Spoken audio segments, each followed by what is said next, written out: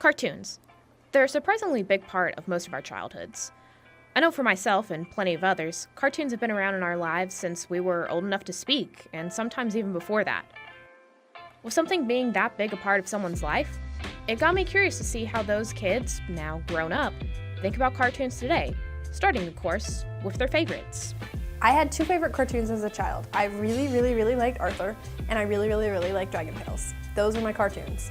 I'd say my all-time favorite cartoon, though, it has to be Johnny Quest. Probably Courage the Cowardly Dog. As twisted as it was, yeah, that was probably my favorite one growing up. Probably SpongeBob. I could always watch some SpongeBob.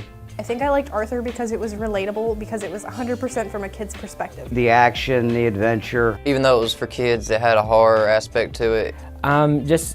It was so clever. Slapstick, you know, a little bit of touch of mild violence. I could see how much intelligence the jokes had and how the depth and just generally how witty it was, and it was really funny. It was surprising to see how passionate some of them were for their old favorites, and even how passionate they were for the cartoons that they didn't like.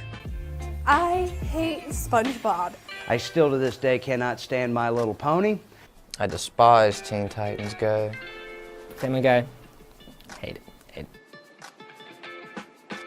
Cartoons have definitely changed a lot since then. Well, in my opinion, for the worse. I don't want to watch them anymore. So it really shows kind of where we have, that is an example, it shows where we've come from then to now. I think it's now gotten more of where, you know, emotions and feelings and things are more important than actually being right and, you know, winning a battle and defeating an enemy. They're way too softened up.